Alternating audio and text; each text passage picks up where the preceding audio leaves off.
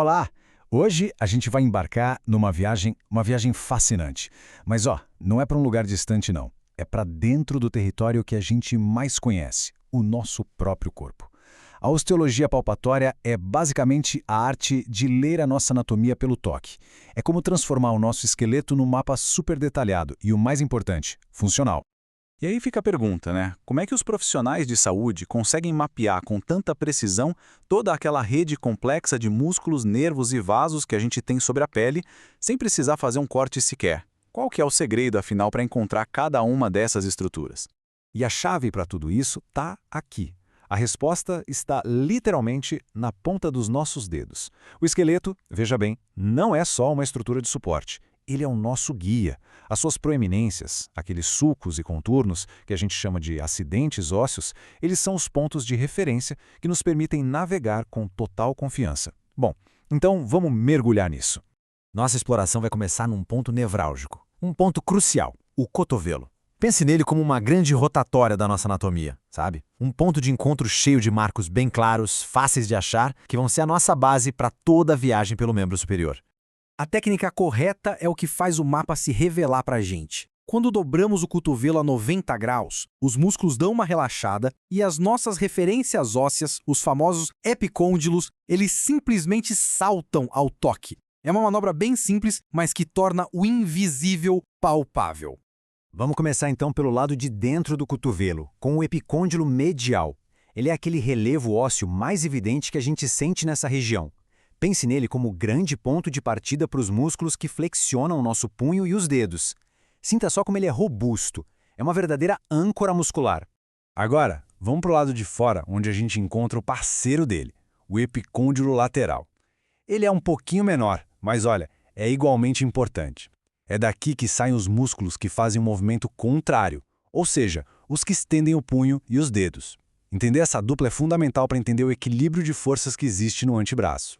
E por que isso importa tanto na prática?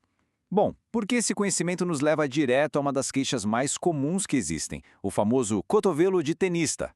A inflamação acontece exatamente aqui, no epicôndilo lateral.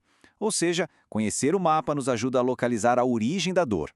Agora um detalhe super interessante. Bem atrás daquele epicôndilo medial que a gente palpou, tem um pequeno sulco, uma canaleta.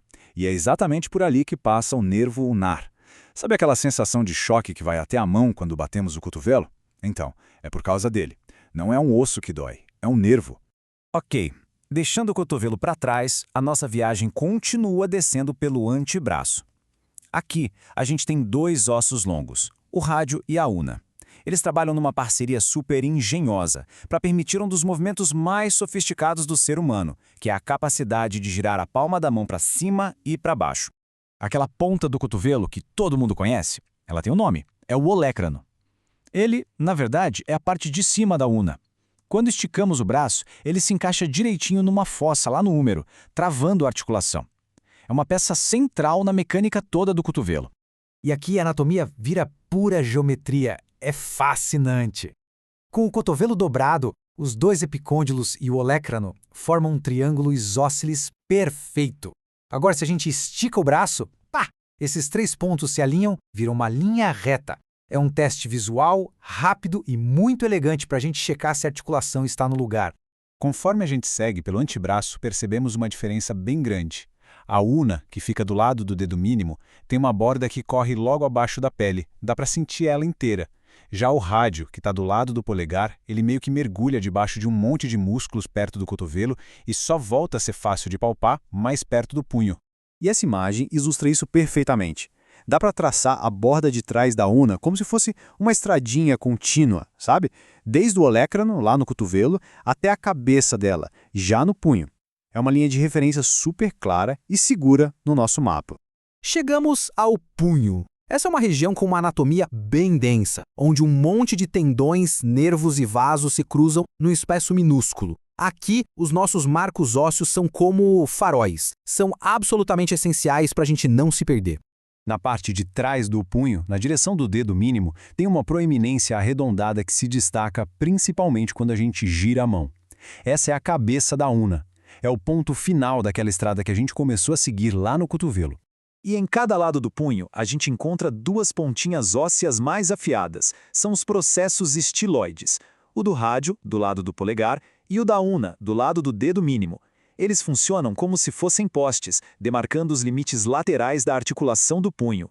No dorso do rádio, tem uma pequena crista óssea, o tubérculo de Lister. Pode até parecer um detalhe pequeno, mas é uma peça de engenharia genial do nosso corpo. Ele funciona como uma roldana, mudando o ângulo de tração do tendão que estica nosso polegar. Isso otimiza a força dele. É um exemplo perfeito de como a forma segue a função. A nossa jornada termina na estrutura mais complexa e evoluída de todo o membro superior, a mão. Aqui, o nosso mapa anatômico fica incrivelmente detalhado, com vários ossinhos articulados numa verdadeira sinfonia de movimento. A arquitetura da mão se divide basicamente em 3 partes. O carpo, que são aqueles 8 ossinhos que formam a base do punho, o metacarpo, com 5 ossos que estruturam a palma da mão, e as falanges, que, claro, são os ossos que compõem os nossos dedos. Entre os ossos do carpo, alguns são pontos-chave na palpação. O trapézio, ali na base do polegar, o captato, bem no centro do dorso da mão, e na região da palma, o pisiforme e o gancho do amato. Mas o mais crucial é que eles não são apenas ossos, eles formam túneis e canais vitais. E esse é o ponto fundamental. Estruturas ósseas pequenas, como o pisiforme e o gancho do amato, criam as paredes do canal de Guyot. E o que é isso? É um túnel que protege o nervo e a artéria ulnar quando eles passam para a mão. Aqui a gente vê a anatomia e a função perfeitamente conectadas. Descendo para a palma da mão, as cabeças dos metacarpos são o que a gente conhece como os nós dos dedos. Quando fechamos a mão, elas viram os pontos mais altos no dorso. Elas são, na verdade, os pilares sobre os quais toda a destreza dos nossos dedos é construída. Bom, nós viajamos do cotovelo até a ponta dos dedos, usando só o esqueleto como guia. A gente aprendeu que cada relevo, cada sulco, tem uma história para contar, uma função para cumprir. E isso nos deixa com uma reflexão, né? Agora que se conhece o mapa, o que mais o seu corpo pode lhe contar? A exploração está apenas começando.